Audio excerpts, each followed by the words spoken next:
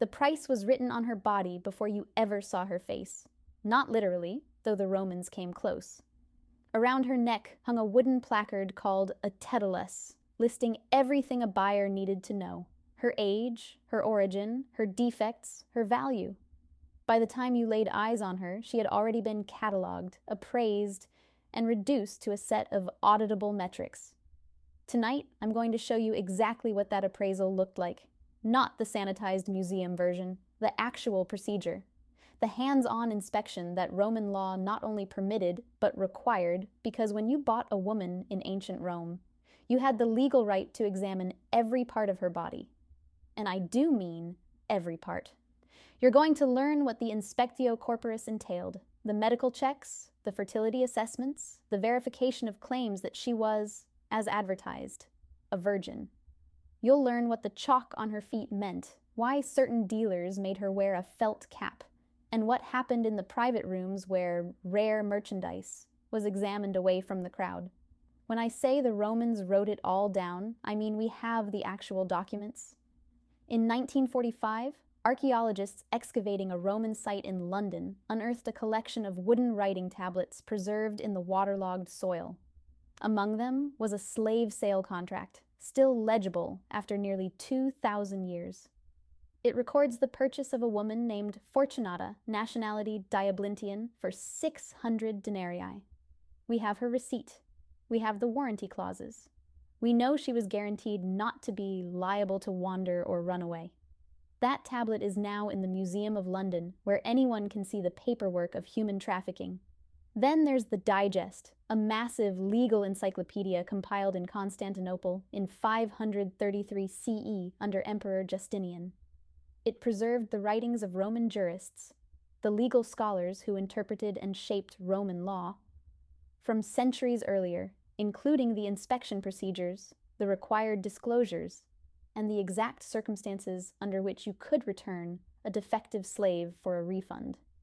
When medieval monks copied these texts, they preserved the bureaucratic machinery of human trafficking in exhaustive detail. And of course, there's the graffiti. The walls of Pompeii's brothels are covered with inscriptions that survived the eruption of Vesuvius in 79 CE. Names, prices, crude reviews. When archaeologists began translating them in the 18th and 19th centuries, they were so shocked that many inscriptions were locked away in the secret cabinet of the Naples Museum, restricted to mature men of good morals until the year 2000. So, before you get comfortable, take a moment to like the video and subscribe, but only if you genuinely enjoy what I do here. And let me know in the comments where you're tuning in from. Now, dim the lights, and let's walk into the forum together. Let's say you're a Leno, a brothel owner, in Rome, sometime in the 1st century CE. Now, being a Leno puts you in a complicated position. Legally, you're classified as infamous, a person of legal disgrace, stripped of the rights and privileges of full citizenship. Your permanent record, except it actually followed you. No fresh starts, no reputation laundering. You can't vote. You can't hold public office. You can't testify in court. Roman moralists lump you in with actors, gladiators, and grave diggers, people who make their living from bodies in ways that respectable citizens find distasteful. But you're also, potentially, very wealthy. How does someone become a Leno? Often, you start as a slave yourself. You work in a brothel, you learn the business, and eventually your owner frees you. Sometimes because you've saved enough to buy your freedom, sometimes because it's more profitable to have you running the operation as a freedman than as property. Or perhaps a wealthy dominus, a respectable household head who would never sully his reputation with the sex trade, sets you up as a proxy. He provides the capital, you run the brothel, he collects the profits while maintaining plausible distance. The Roman elite made fortunes from prostitution. They just made sure someone else's name was on the lease. A dominus is a different kind of buyer entirely. He's the paterfamilias, the male head of a Roman household with absolute legal authority over his family, his property, and his slaves. He might purchase a woman for domestic service, cooking, cleaning, childcare, Or he might purchase her for his own private use. Roman law gives him absolute rights over his property. No crime there. No moral issue, by Roman standards. She's his. But if he starts charging other men for access to her, he becomes a lino in the eyes of the law, and his reputation is destroyed. The difference between dominus and leno, then, isn't about the sex, it's about the commerce. One is private consumption, the other is retail. You're in the retail business. The Lupanar on Vico del Lupanare is profitable, but one of your girls is aging out. She's approaching 30, her knees damaged from years of service on those stone beds. You need fresh inventory. Everyone knows where to go. The Temple of Castor, in the Forum Romanum. You arrive in the late morning when the market is at its peak. Rome in summer is brutal. The heat presses down like a hand on your chest, and the Forum becomes a furnace of bodies and stone. The noise hits you first. Auctioneers shouting, whips cracking, the murmur of 100 negotiations happening simultaneously. The smell comes next. Unwashed bodies, the metallic tang of chains, and underneath it all, the heavy sweetness of perfumed oil. The dealers coat their merchandise in it. It makes the skin gleam and hides the scars. You taste dust and copper in the back of your throat. Someone nearby is grilling sausages. The smell of charred meat mingles with the sweeter, heavier scents until you can't tell which is which. Casual commerce, happening alongside human sales. The slave market operated in the open air using temporary wooden platforms set up in the shadow of the temple. No purpose-built building has been identified by archaeologists. The trade was conducted publicly, the visibility of the transactions serving as witness to the transfer of property rights. Everyone could see. That was the point. The crowd is almost entirely male. You recognize some faces, other Lenins scouting the same merchandise, wealthy domini looking for household servants, and the usual gawkers who come to watch naked women being sold as a form of free entertainment. A spectacle of dominance. A reminder of what it means to be a free Roman man. And there, in the center of it all, raised on wooden platforms called catastae, stand the goods. The catasta is a simple device, a wooden platform, waist-high, sometimes mounted on a rotating base, so the merchandise can be viewed from all angles. A lazy Susan for human beings. The woman standing on it is completely naked. This is standard. Nothing was left to the imagination. You have the legal right to inspect what you're buying, and clothing might conceal defects. The legal basis for this inspection comes from the Edict of the Curula Aediles, the market regulations established by Rome's magistrates. The aediles were elected officials responsible for public markets, temples, games, and civic order. The curule aediles were the senior pair, distinguished by their right to sit on the sella curulis, the ceremonial chair of high office. Their edict was essentially consumer protection law for the ancient world. It mandated what dealers had to disclose about their merchandise, and it gave buyers legal recourse if they were defrauded. For slave sales, the edict was specific. The dealer must reveal the slave's origin, health status, behavioral history, and legal standing. If any required information was omitted, the buyer could sue for actio redhibitoria, a legal action forcing the dealer to take back the slave and refund the full purchase price, the original money-back guarantee. Rome invented consumer protection law so you could return defective merchandise, including people. You approach the platform to examine the first candidate. She's young, 19, maybe 20. Her feet are whitened with chalk. This marking, the pedis cretati, the chalked feet, was a visual signal mandated by custom and possibly law. It identified her as novicius, a newly imported slave fresh from overseas. The new arrival sticker at the dealership, fresh off the lot. No previous owners. She arrived on a ship from the east within the last few weeks. The chalk distinguished her from veteratores, veteran slaves who'd been in Roman service for years. For a buyer, chalked feet were a double-edged signal. On one hand, a novitia was a blank slate. She hadn't learned the tricks that veteran slaves picked up. The feigned illness, the strategic laziness, the quiet theft, the subtle sabotage. She was trainable. On the other hand, she was unpredictable. She might not speak Latin, she might resist, she might try to escape or end her own life before you'd recouped your investment. The chalk said, "Fresh merchandise, but buyer beware. Caveat emptor, let the buyer beware." The Romans invented that phrase. It meant the inspection was your responsibility.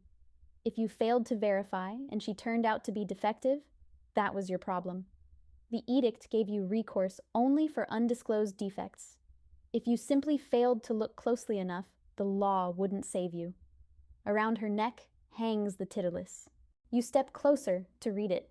The placard is about the size of your palm, wooden, with black ink on a whitewashed surface. This is the legal centerpiece of the transaction, a binding document mandated by the Aedile's edict. Think of it as a LinkedIn profile, except it couldn't lie, and the magistrates could sue you if it did. It reads, "Natio, sira annos, taintin, sana, noxae soluta, non fugitiva, non erronea, Syrian, 19 years old, healthy, free from liability for past crimes, not a runaway, not a wanderer." Each line carries legal weight. The natio, her origin, mattered enormously. Romans believed ethnicity determined character and aptitude. Syrians were stereotyped as musical, seductive, naturally suited to the arts of pleasure. A Syrian woman might be marketed as a musician courtesan, commanding a premium for her perceived exoticism. Greeks were valued for literacy and refinement. Cappadocians were considered physically robust, but mentally dull, good for labor, not company. The orator Cicero famously dismissed British slaves as unlikely to be literate or musical, condemning an entire island's captives to the lower end of the market.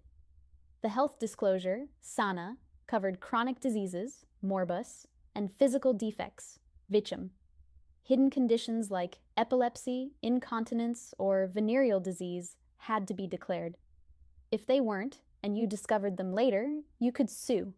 The behavioral disclosures were equally critical. A fugitiva, a slave with escape attempts in her history, was damaged goods. She'd try again. Some dealers branded repeat runaways on the forehead with the letter F, a permanent warning to future buyers. This one has no such mark. One more visual signal to watch for, the Pileus, a felt cap. If a slave wore it, she was being sold without any warranty at all. The Roman equivalent of sold as is on Craigslist. Beautiful exterior, unknown history, all sales final. Pure caveat emptor. She might be stunning, but the cap warned you.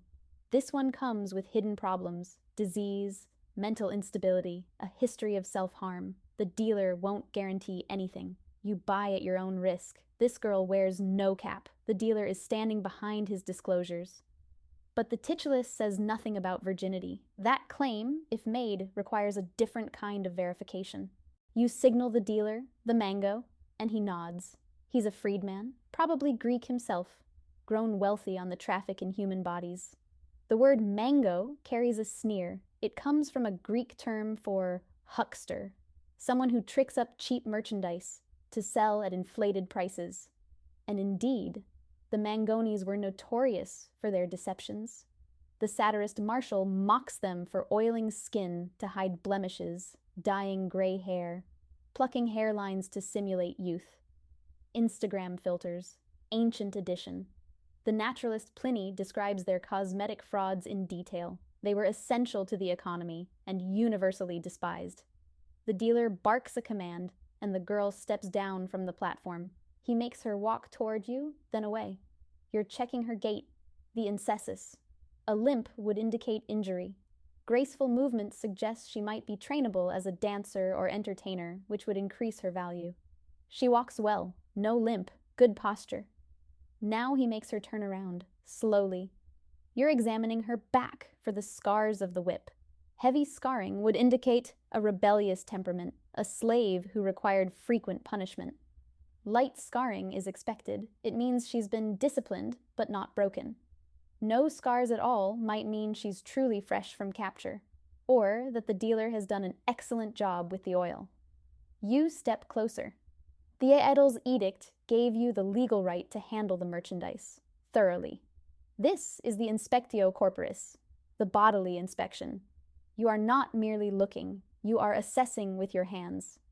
The philosopher Seneca, one of Rome's wealthiest men, tutor to Emperor Nero, eventually forced to commit suicide by his own student in 65 CE, described this process in his moral letters.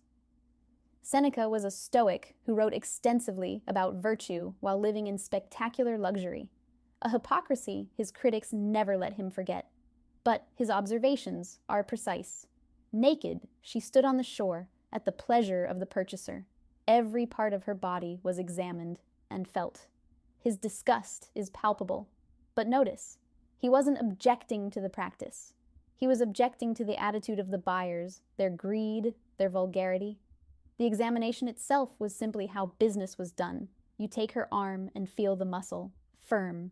She's been fed adequately during transport. The smarter dealers know that starving the merchandise reduces the price. You check her hands, soft, uncalloused. She hasn't been used for agricultural labor. That's consistent with a woman destined for domestic or other service. You open her mouth. The teeth are a map of age and health.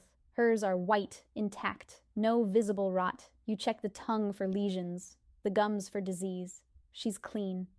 You examine her skin more closely. The oil makes it gleam, but you're feeling for what the oil might hide. Lumps, irregularities, the raised tissue of old scars. You check her hips, assessing their width. Roman buyers believed wide hips indicated easy childbirth. Important if you're buying a woman who might also produce verna, children born into slavery who would become your property. The public inspection is sufficient for basic purchases. But you're not making a basic purchase. You're investing 700 or 800 denarii in a woman who will generate revenue for the next decade. The dealer has implied, though not stated on the Titulus, that she's a virgin. Virginity commands a premium, but you need verification. The dealer catches your eye and tilts his head toward a doorway at the edge of the market. The Arcana, the back rooms where high-value merchandise is examined away from the crowd. Inside, there's a wooden bench, a lamp, and a woman you haven't seen before, older, hard-faced, a midwife. For purchases where virginity affects the price, Roman buyers employed medical verification. This wasn't standard for every sale, only for high-value transactions where the premium for virginity justified the expense. The dealer is signaling that he takes the claim seriously enough to submit to inspection. The girl is made to lie down. The midwife's examination is clinical. She checks for the integrity of the hymen, the tightness of the passage.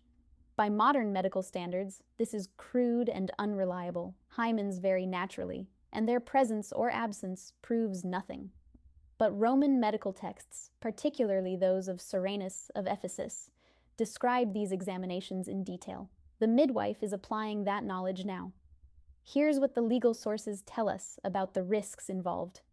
The jurist Ulpian, Domitius Ulpianus, one of the greatest legal minds in Roman history, eventually murdered by his own soldiers in 223 CE, wrote extensively on slave sales. About 1/3 of Justinian's digest consists of Ulpian's opinions. On the question of virginity, he's clear. If you purchase a woman believing her to be a virgin and she turns out not to be, the sale is still valid, for there is no mistake as to her sex. In other words, the law won't save you if you failed to verify. This is exactly why you're paying for the midwife. The inspection is your protection, she finishes. A nod. The girl is intact. By the standards of Roman medicine, the premium holds. You return to the dealer. Time to discuss price. He opens at 800 denarii. You counter at 500. He laughs, not theatrical outrage, just the practiced dismissal of a man who's done this 1,000 times. For a verified Syrian virgin, with those hips, 500 is an insult. You know the market.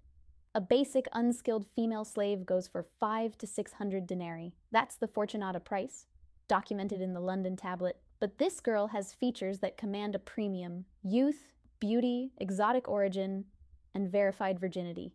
She's not Fortunata, she's a luxury item. To understand what these numbers mean, you need to understand Roman money. The base unit is the as, a small copper coin.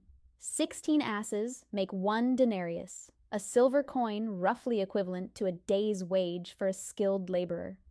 A loaf of bread costs 2 to 4 asses.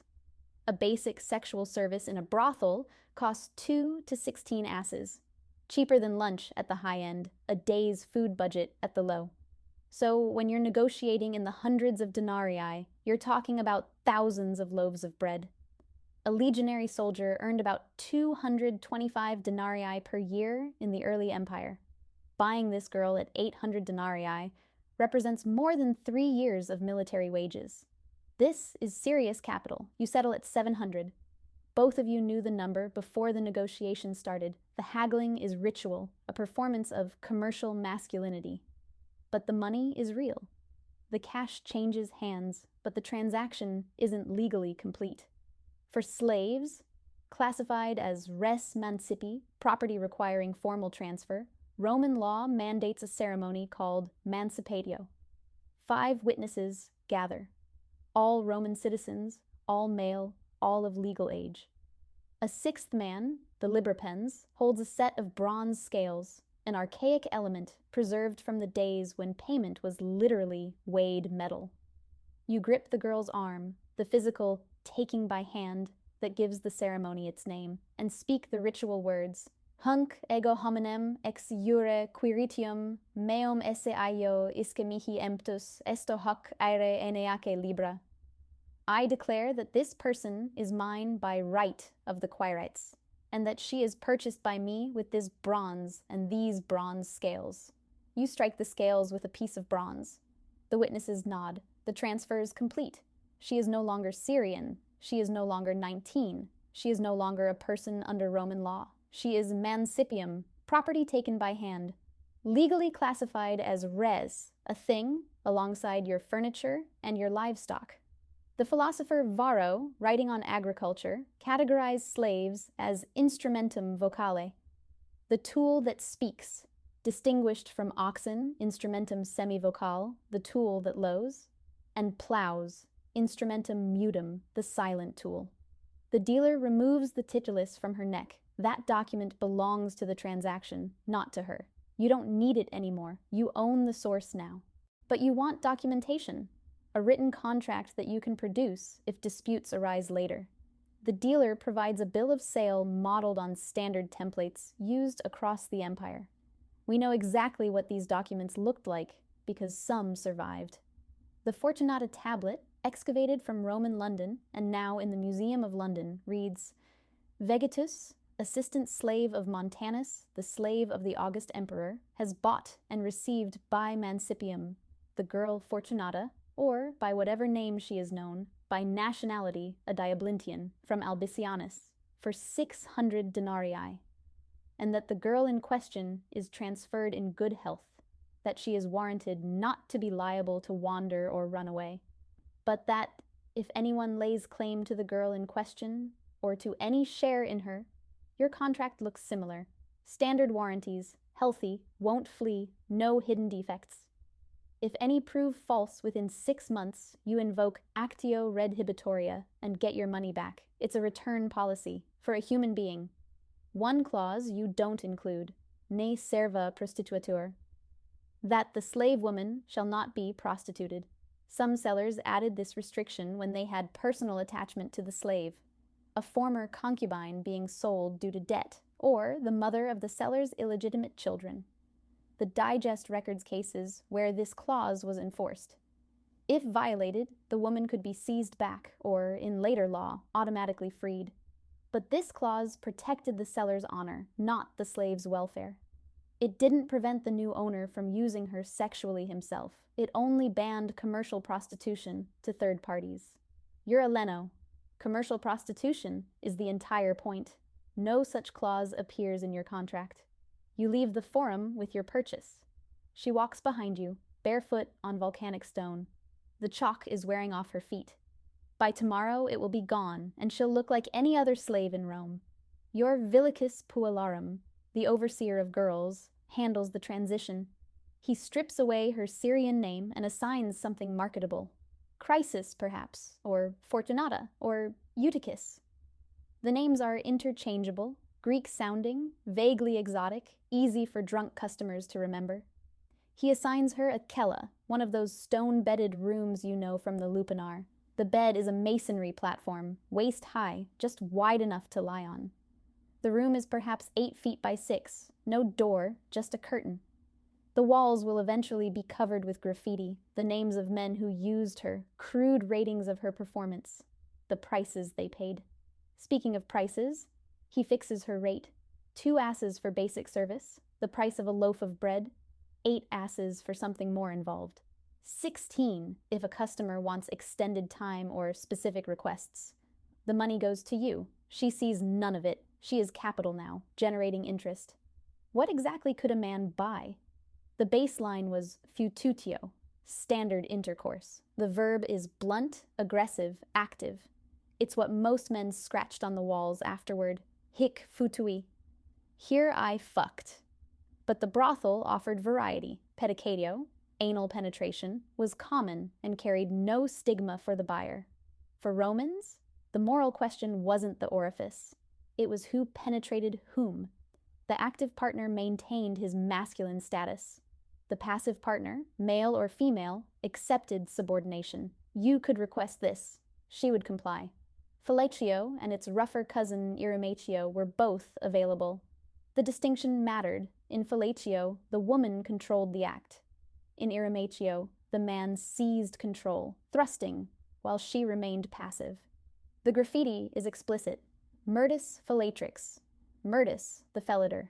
These labels identified specialists. And then there was cunnilingus, a man performing oral sex on a woman. The Romans found this act uniquely degrading, not for the woman, for the man. To do this was to have an os impurum, an impure mouth. Men labeled as practitioners were socially destroyed, yet the graffiti proves some specialists existed. Maritimus cunum lingit, maritimus licks. Someone was paying for it, perhaps men who wanted mutual pleasure, perhaps women buyers, though they're nearly invisible in the sources. The record doesn't explain, it just preserves the price. Why buy these services when you have a wife at home? Roman marriage wasn't about sexual fulfillment.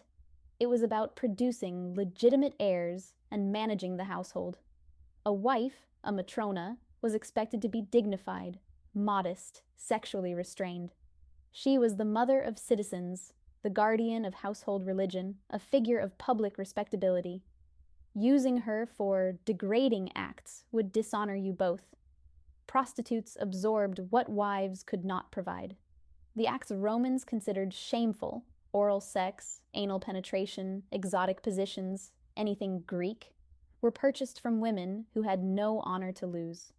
The slave's degradation preserved the wife's dignity. Everyone's reputation stayed intact, except, of course, the slaves. This was explicitly celebrated. Cato the Elder, the austere moralist who defined traditional Roman virtue, praised a young man he saw leaving a brothel. Good for you. The brothel channeled desire toward appropriate targets, women already ruined, rather than toward respectable citizens' wives and daughters. It was a safety valve for male appetite. What happened when these transactions produced consequences? Contraception was available, if unreliable. Wool pessaries soaked in olive oil, vinegar, or cedar resin. Herbal abortifacients. Silphium was prized until it was harvested to extinction. Pennyroyal remained common, but dangerous. The physician Serranus wrote detailed instructions for preventing and terminating pregnancy. Abortion was legal. The fetus was considered part of the mother's body, and she was property. The Leno decided whether she carried to term. Children born to brothel slaves, vernae, were automatically slaves themselves, property of the brothel owner. Pompeii graffiti advertises vernae with prices and services, indicating a cycle of hereditary exploitation. Female infants were often kept as future inventory. Male infants were frequently killed or exposed. Archaeological excavations of brothel sites have found disproportionate numbers of male infant skeletons. Boys were less valuable in this particular economy. Venereal disease was constant and untreatable. Medical texts describe the symptoms, sores, discharges, pain, and offer remedies that ranged from useless to harmful.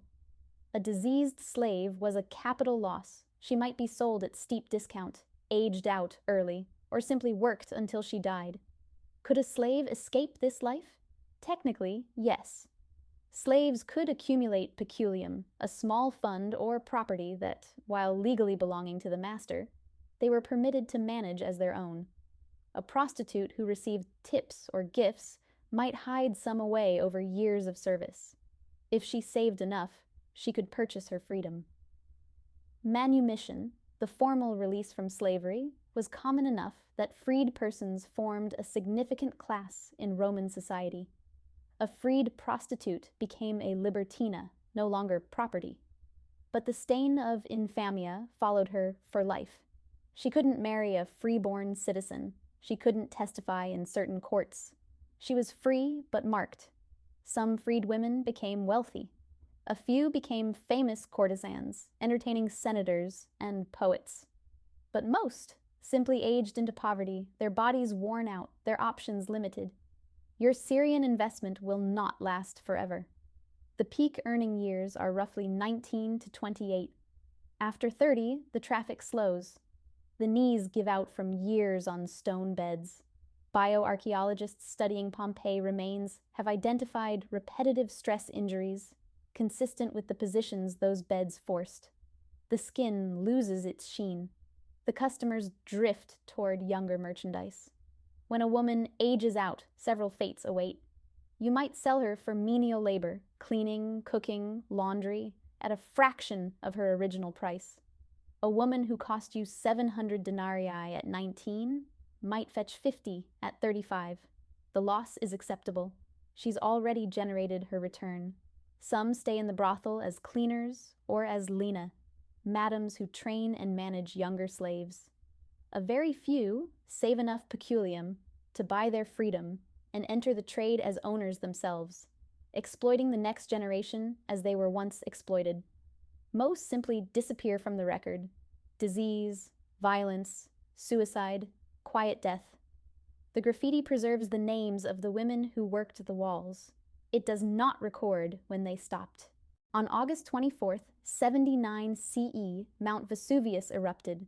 The city of Pompeii was buried under volcanic ash, the brothels sealed shut, the inscriptions preserved, the stone beds frozen in time.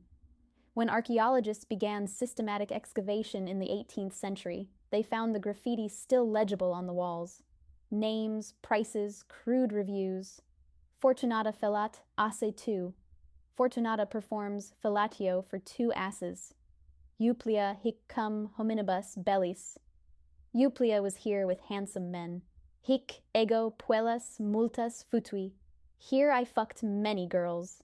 The men who scratched these words never imagined anyone would read them 2,000 years later. They thought their boasts would fade with the morning light. The volcano preserved their secrets.